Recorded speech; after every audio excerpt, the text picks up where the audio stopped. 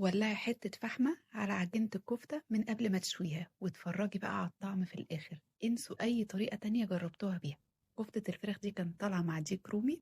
أنا ملحقتش أصورها لوحدها فصورتها مع الأوردر زي ما انتوا شايفين كده. اللهم بارك، ده كان أوردر خارج عندي وكان معايا كفتة الفراخ الخطيرة دي. عجبت العميل جدا وشكر فيها جدا جدا. تعالوا بقى أقول لكم على الطريقة ونسمي الله. والكمية اللي أقولكوا عليها دي تكفي 2 كيلو كفتة فراخ، فصين توم، بصلتين، قرن فلفل أحمر حلو، بقدونس.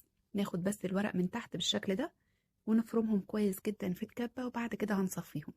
هنحط بهارات لكن مش في الكبة لأني بحب أحافظ عليها، فمش عايزاها تاخد أي ريحة توابل لأني بستخدمها في حاجات كتير جدا. هاخد بقى الحاجات دي كلها اللي فرمناها واصفيهم كويس جدا من مية. احنا هناخد الخضار من غير المية، والمية هنصبع بيها الكفتة في نفس الكبة ما غسلتهاش زي ما هي كده. هنحط 2 كيلو صدور، وممكن نستخدم كيلو صدور وكيلو وراك يعني المتوفر عندكم. انا هنا عاملاها ب 2 كيلو صدور.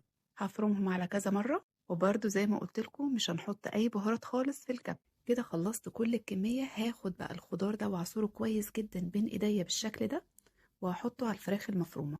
هنبهرها بقى ملح، فلفل اسود، بابريكا مدخنة، شوية من بهارات الشوي، معلقة زبدة بلدي أو ليا. لو بتحبوا الليا الضاني ممكن تضيفوها، مش عندكم أو ما بتحبوهاش حطوا معلقة زبدة بلدي.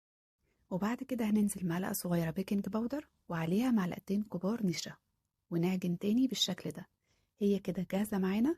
هجهز بقى المية اللي هي بتاعة الخضار والبصل والحاجات دي كلها. هحط عليها ملح، فلفل اسود، شوية زيت صغيرين، شوية بابريكا مدخنة، ونقلبهم ونركنهم على جنب. لما نيجي نصبع الكفتة هنبل ايدينا ونبدأ نشكل الكفتة على طول.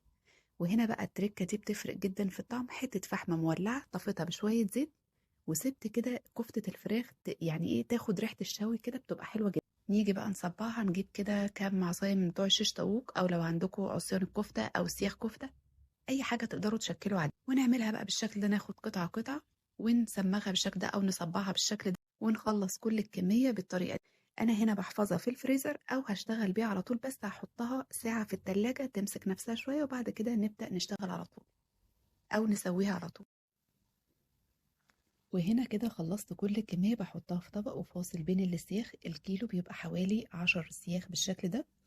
احفظها في الفريزر وبتطلع مني للبيع بالشكل ده. تعالوا اقول لكم بقى هنسويها ازاي. شغلت الفرن يسخن الاول من فوق ومن تحت والمروحه، وبقيت كل شويه احط من الميه اللي صبعنا بيها على الكفته بالشكل ده لحد ما استوت معايا وخدت اللون الحلو اللي انتوا شايفينه ده، وطالعه طريه جدا وطعمها يجنن. لو عجبكم الفيديو ما تنسوش تعملوا لايك وشير ومتابعه للصفحه.